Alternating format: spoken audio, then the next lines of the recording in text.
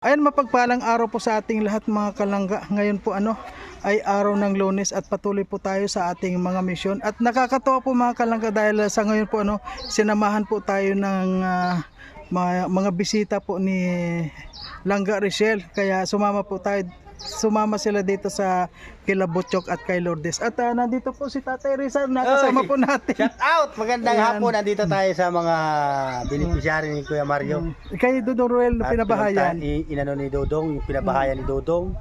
Yan. Kasama natin si Sally Morales. Ayan. First time ka mo makarating dito? Pangalawa ko na dito. Nagkakon ka na rin. So, ayan, kaya naman tayo napunta dito ngayon. Siyempre kapag may paabot na mga kwan. Pet na napunta. Oo, kaya ayun. Sama-sama tayo. Unang-una gusto makita ni Sally Morales yung si Tagal na Butchok. daw niya gusto makita si Butchok boy. Ayan. At saka natuto ako sa ganyan dahil ayaw bumitaw sa likod mo. Oh, grabe. Talagang kuha na Ano pati siya nagliit na ngayon? Lumit, bakit? Nabawasan na ba o Pumayat siya baga. Sino? Dati baga puro bulldog yun. Si Butchok. Akala ko si Sally Morales. Akala ko Hindi na siya pumayat. hirap tumakbo. Ayan, Wala na yung muna niyang pisngi. Wala na, kumbaga nagkulang talaga. Ayan. So ngayon po mga kalangga, samahan nyo po ako at puntahan naman po natin ngayon si Lourdes kasi si Butchok natapos na po natin at naibigay na po natin yung pinapaabot po ni Tita Tik. So ngayon, ang pupuntahan na naman po natin ay dito kay Lourdes at sa ngayon po wala si Lourdes pumapasok. Ngayon nandito po si Nanay Gemma. Yun po ang kakausapin natin. Let's go. Let's go. Ayan. Tan. Siya yung taong tumutulong, hindi ka iiwanan. Sa oras na kailangan, hindi kayo pababayaan. Kaya samahan natin siya, Marius Vlog nandito na. Siya yung taong tumutulong at hindi kayo iiwan. Marius Vlog ating samahan, siya ay tunay na kaibigan. Masipag yan na tao, hindi yan magbabago. Kaya mga kalangga, Marius Vlog laging nandito. Maaasahan nyo sa pagtulong sa kapwa. Marius Vlog talagang may pagkusa, hindi magbabago. Yan si Kuya Mario. So yan po mga kalangga, nandito na po tayo kay Nanay Gemma. At yun, wala nga po si Lourdes, kaya si Nanay Gemma yung naabutan natin dito. At sa po may mga kasama tayo. Pero Nanay Gemma, kumusta na po kayo Nanay Gemma? Ay, ginaan po na rin. Nasaan po sila Lourdes may pasok? May pasok naman sila sa konsa doon sa Kung pa rin yung pagpasok niya talagang halos. pa rin kami pag-eskwela. Ano yun, Kwan? Hindi pa alam kung kailan yung Kwan niya? Yung bakasyon? Hindi, Wala pang alam. hindi pa alam niya dito po kasi niya ngayon. Kumusta naman po yung Kwan ninyo ngayon? Yung kinakain ninyo, meron pa kayo? Meron pa naman Kuya Marie. Kasi kararating lang yung Kwan namin, yung dala ko. At nagkukuha pa rin kayo? Namamako pa rin kayo? Ay, nakapad ako ng pagkakahapon. Nakaparbinta naman ako. Kasi, Lawa akong tabagwang. hindi na, Naglako akong pako, tabagwang. Naglako ako kahapon. Naglako naman kami ng pabili-bili asin, sukar. Pabili isda. ayun na lang kasi may bigas naman kayo Sa isang na Gemma, yung isang araw ninyo, ilan yung nakukonsumo ninyo na bigas? Para alam din natin. Para hindi ako nabili minsan, nabili na kami 5 kilo. Nakakapira ko, 5 kilo bis na binibili ko. Hindi, yung pong sa isang araw, ilan nakakakon kayo ng 1 kilo? Sa isang araw? 1 kilo lang. Ano po yun? Nagbabaan ba si Lourdes ng pagkain niya? Hindi yan Kuya Mario yung si Bibi na nabaon ng kanina. Kung siya nabili siya ng makanin, mga sa mga school nila, restaurant yung kabila, school nila, tapat na school. Ay, hindi siya nagbabaon ng kanin dito para medyo tipid. Hindi mo siya Kuya Mario nabaon ng candy. Pero doon sa kanya kanin. Minsan bibigyan ko yung kanya, pambili niya ng kanya, kanin doon, sa school niya doon. Kahit po meron kayo ditong kanin, hindi siya nabaon. Hindi, talagang doon na lang. Doon siya nabili na lang. Di niya kuha maba ng kanin niya. Doon niya kuha bili niya sa restaurant. Mabuti naman po palagi siyang merong pambili doon. Tingit meron. Bigyan ko naman yung pambili doon, pamasahe. Ano ba yung kuwan po, nananabagwan kayo? Yung Tatabog ako kuya Marin yan. Saka, kung ako nakalimang balot yata akong tabagwang. Labit ako kahapon. araw-araw. Ngayon, nagbenta po kayo ngayon o Di pa ako nagbinta ngayon, kahapon lang. kahapon lang? Ngayon, pahinga kayo. Kaya nga naman, wala naman ang talbos ng pako ngayon. Ay, walang talbos ng kapako ngayon. Kinukuha ko pa ng kahapon. Ilang araw ba yung pako bago tumukbo? Tagas na rin yung magtubo. Kahit na yung kuwan ngayon, kahit na mainit, may pako pa rin? Meron pa rin Kuya Mario. Ay, meron pa rin. Kung bagong tubo pa lang siya, maliit pa lang. At ano naman po yung masasabi mo kay Lourdes na Gemma? Rodin, sabi ko nang kasabi ko, pumasok. Kung sabi ko titigil ang pag-aaral mo. Sabi ko kay Odisa, huwag mag-aabsin, pumasok na lang siya. At kung di ba sabi ko, kuya marunong mag-aaral si Odisa, paano pa rin, sabi ko. Oo niya, mama, mapasok niya ako, dahil matigil. Ay, si Jenny Rose, kumusta na yung... Naigil naman Kuya Mario. Nasa sa positiya, nag-aaral din ngayon, papasok. Ay, hindi pa rin siya kuwan. Ano yun, yung dalawang masisipag naman? Masipag naman magpasok yung dalawa. Ay, ito pong si Bernie. Ay, di na napapasok yung Kuya Mario. Diyos ko. Hindi na pumapasok. Bakit? Ano ba ang problema ni Bernie? Ano kuman yung bata niya? Paano, pag napasok daw siya, kinuha siya ng mga kaklase niya, na matataba. Binubulid daw siya sa school. Kaya hindi na siya mapapadila na napasok. Hindi mo po sinubukan na puntahan doon para tanungin o kausapin bakit ganun? Dapat kakusapin po yung teacher niya. Hindi mo pa po napuntahan para tanungin man lang. Hindi ko ba napunta si Ibam at kanya, PNBC. Kaya di ko na naasikasin punta sa school. Sayang kasi yung oras na Gemma. Ayan na Gemma, siyempre may dala pa rin po akong ang bigas sa inyo. At yan ay pinabibigay po ni Tita Teresa Gutierrez. Ayun, anong masasabi po ni Gemma? Salamat lang tita sa Tita Gutierrez na Tita Teresa Gutierrez. Hindi kayo sa amin, bibigyan mo sa amin na bigas. Tapos noon ito. Kukunin ko para makakamasandali. Ayan po mga kalaga, kukunin po natin yung bigas po na para kay Nanay Gemma. Ayan, kasi kuhan po sandali. Baka mamaya mabungkal. Dito po Kailangan ko magtalin. mga kalangga. Hindi man ako marunong magbungkal. Siya dapat bubungkal. Ay, meron mo. Ayan po ayan na Gemma. Ayan, may 10 kilong bigas na naman kayo na Gemma. Ayan. Ano yung kung nyo po marami na kayong bigas ngayon. So, ang hahanapin mo na lang po yung ulam. Wala ko na hanapin. Ulam na lang. At yung may tinapay na yung tinapay na Gemma. Para may merienda naman kayo. At yung pong hintay-hintay na lang po na Gemma yung allowance para kay Dolores Lourdes yung pamasahan niya kasi hindi pa po dumarating. Sagot ko naman yung kondom, tubig ko. Dahil yung mga halaman, tututuin ng halaman natin, may bulaklak pati. So ganyan na Gemma, ilang araw na naman yan bago mo makuha ay maubos. Tagal na naman yung Kuya Mario sa amin. Matagal na naman yan.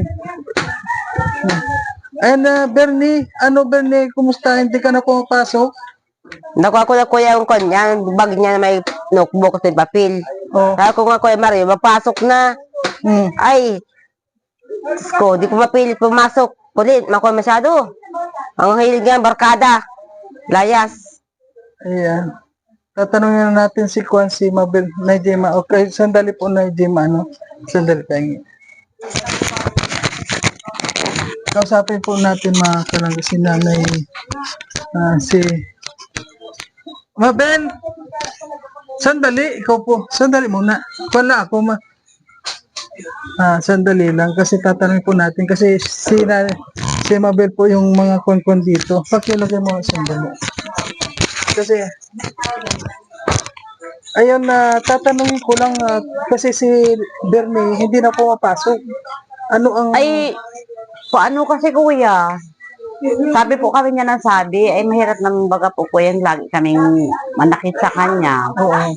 Ay, sa ayaw ko lang naman po kuya, baga po na ako ay lagi nagagalit. Doon ko sa mga kapatid, itinord over yung karapatan na papasukin yung bata. Ay, ang problema po kuya, ito pong si Bernie, ang aayaw na pong pumasok kung ano-ano po ang dahilan. Kaysa daw yung damit niya ay basa, kaysa daw po yung gamit niya ay nawawala. Kaysa daw po kung ano-ano po ang mga dahilan niyang batang yan. Sabi ko po kuya ay baka talagang ayaw talaga mag-aral ng bata. Ayaw na. Oo, kaya nga po ako eh medyo nalulungkot talaga kuya kasi yung baga pong effort ko po na gustong ko talaga siya makapag-aral ay binabaliwala po talaga niya. Hindi po talaga kaya. Kahit po bulbugin na nung magkakapatid, nung ate niya, nung mama niya, pinahatid ko na nga po kay Ate Gemma papunta sa school. Minsan po tinatakasan daw po yung ina. Ayaw talaga pumasok. Ayaw po talaga. Kaya po yan po, andyan po si Bernie. Ewan ko po kung ano na Ayaw naman na, ang ayaw. sasabihin niya. Kasi hindi mo rin makausap na Kwan, hindi marunong sumagot. Kinakausap ko nga po yan, bihira po siyang sumagot. Pero pag sa likutan kuya, grabe ang Madaldal. sigaw niyan, maingay. Ewan ko lang po niyang batang yan kung bakit ayaw na niyang mag-aral. Sayang naman at Kasi- meron na siya ngayon mga birth certificate po, Meron na po, kumpleto na po Kompleto siya. na siya. Sayang.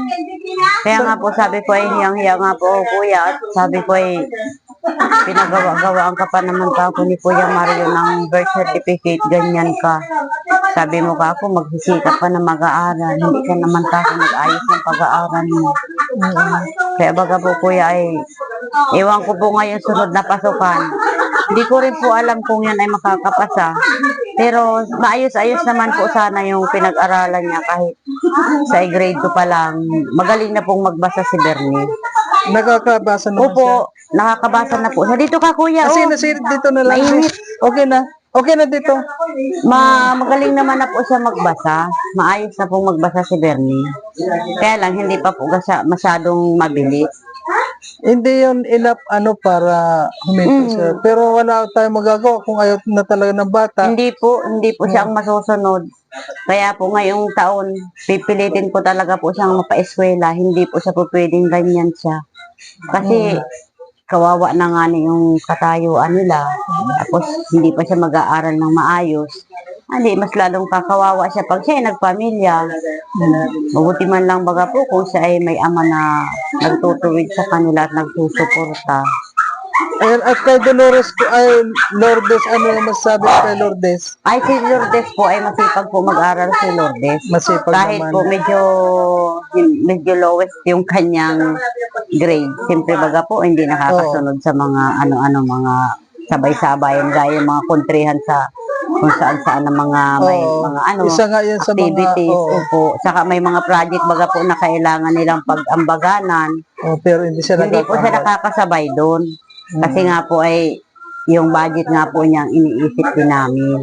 Kaya kahit man ganun po si Lourdes, At least tuloy-tuloy pa rin po. Ano naman po talaga, perfect attendance naman yung bata.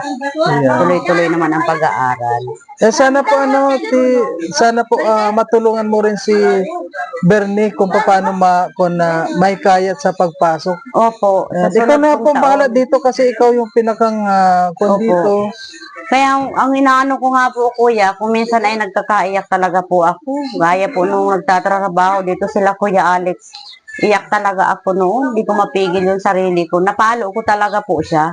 Kasi pinagbibihis sa magkapatid, pinagtutulungan na ng magkapatid. Ay talaga pong wala. Ayaw. Ay di, nagalit ka pumasok. ako. Napalo ko siya. Ayun ang hirap po kuya sa akin ay pag nakakapanakit baga po ako ng mga pamangkin ko or anak ko. Ang sama sa loob ko. Oo, pero isang para sa kanila naman yung ginagawa mo. Yun nga po, ang gusto ko po sana kuya, ayaw ko silang masasaktan. Kaya ang gusto ko, pag ako ay mataas na ang boses ko sa kanila, sumunod na sila. Ay, ang problema nga po kuya, kung minsan pinapaasa lang ako, ang alam ko nagbibihis na, yung pala nagtatago lang. Ayun. Kaya ang hirap baga po kuya, pero ngayong pasukan po kuya, Opo. papapasukin ulit po namin siya. Pipilitin Okay po, po namin siya. Salamat po nandiyan pa rin kayo palagi sa Ay, kanila. opo. At yun po, may dala naman ako sa kanilang bigas ngayon. Padala yan ni Tita Tig. Ayan, maraming salamat po. Sana patuloy-tuloy rin din yung pagbigay sa kanila. Ayun, may bago naman silang bigas para palagi sila may pagkain, di ba? Ay, opo. Salamat Kuya Mario. Maraming salamat po sa inyong lahat, sa mga suporta po ninyo sa mga pamangkin ko. Maraming salamat po sa inyong lahat talaga. Kung sino man po kayo at hindi ko kayo kilala. Talaga pong taos puso sa kalooban ko na ako po ay nagpapasalamat sa inyo at God bless po sa inyong lahat. Thank you very much po. Okay, thank you sa iyo. Thank you. Salamat.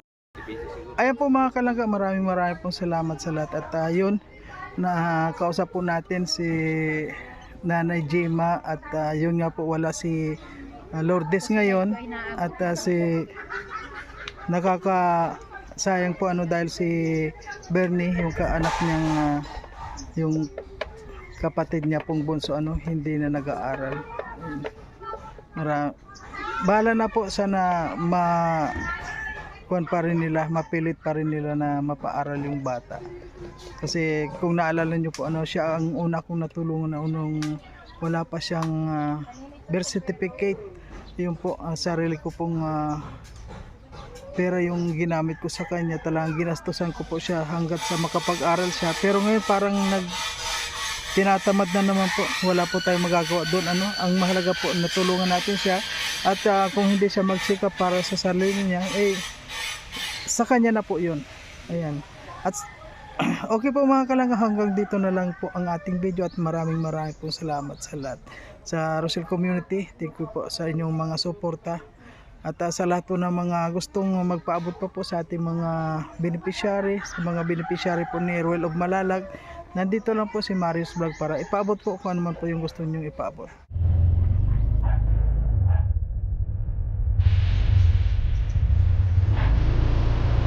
Yan, uwian na.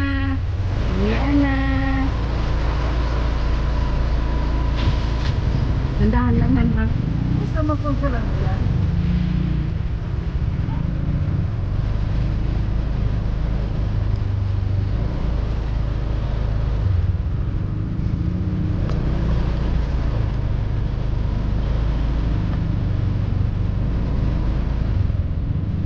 Tapos na rin ang ating maghapon na misyon.